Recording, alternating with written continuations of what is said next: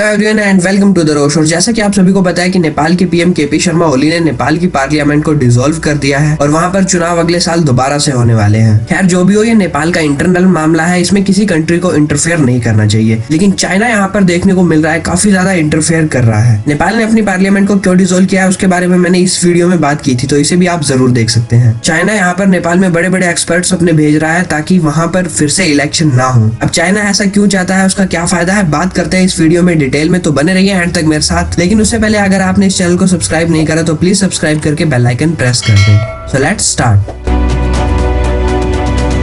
नेपाल के PM KP Sharma Oli को अपने इशारों पर नचाने वाली चाइना की कम्युनिस्ट सरकार को अब अपनी जमीन खिसकती हुई नजर आ रही है। यही कारण है चीन नेपाल में कम्युनिस्ट पार्टी में चल रहे महासंकट के बीच जल्दी जल्दी अपने मंत्री भेज रहा है। चाइनीज कम्युनिस्ट पार्टी के इंटरनेशनल डिपार्टमेंट के मंत्री गुओ येझोई नेपाल आ रहे हैं और माना जा रहा है कि पीएम ओली और उनके विरोधी पुष्पा कमल दहल प्रचंड के बीच विवाद को सुलझाने के लिए आखिरी कोशिश कर सकते हैं। पार्लियामेंट डिसॉल्व और दोबारा से इलेक्शन की बात सुनकर चाइना एकदम से शॉक्ड हो गया है, क्योंकि अगर दोबारा इलेक्शन हुए तो पीएम ओली की सरकार जा सकती है, क्योंकि पीएम ओली की सरकार प्रो चाइना थी और एंटी इंडिया थी। चाइना ने इनके साथ मिलकर काफी सारे एग्रीमेंट साइन किए थे और इंडिया के अगेंस्ट काफी सारी साजिशें रची थी। जैसे पीएम ओली के हालात हैं, अगर फिर से इलेक्शन हुए तो पीएम ओली की सरकार खतरे में आ सकती है, और अगर ऐसा हुआ तो वहाँ पर जो भी सरकार बनेगी वो प्रो इंडिया होगी। इसमें चाइना को बहुत बड़ा नुकसान होने वाला है। उसके इतने सालों की मेहनत बेकार होने वाली है। जो उसने पीएम ओली के साथ दोस्ती बढ़ाई थी, इतने सारे कानून बनाए थे, वो सब बेकार हो जाएंगे।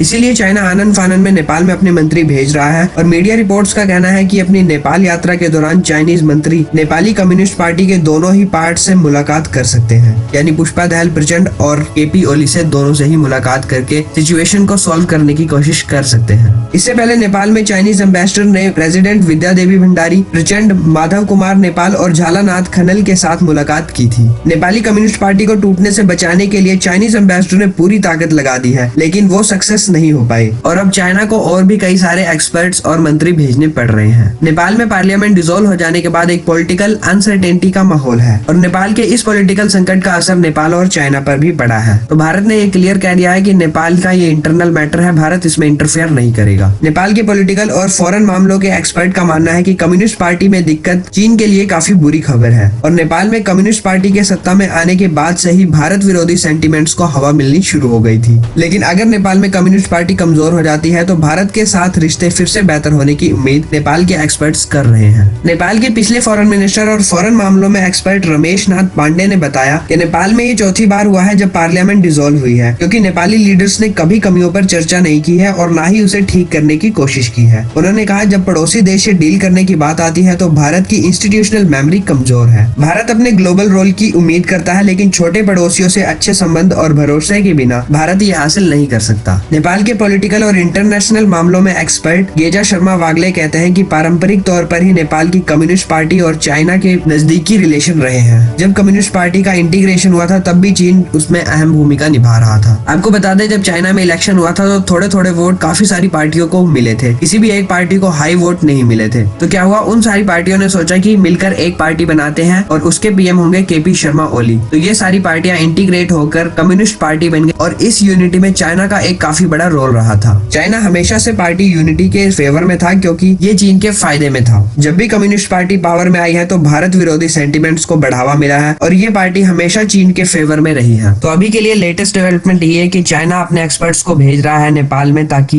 ये इलेक्शन दोबारा ना हो और कम्युनिस्ट पार्टी पावर में बनी रहे। 27 दिसंबर यानी संडे के दिन चाइना के मंत्री पहुंच रहे हैं नेपाल में और उसके बाद क्या होता है वो देखते हैं। तो बने रहे हमारे साथ इस चैनल को सब्सक्राइब करके, और वीडियो अच्छी लगी तो इसे लाइक जरूर करें और इस इन्फॉर्मेशन को जरूर शेयर करें। वीडियो से रिलेटेड कोई सजेशन और फीडबैक होगा तो नीचे कमेंट बॉक्स में जरूर बताएं। Thanks for watching, see you in the next one.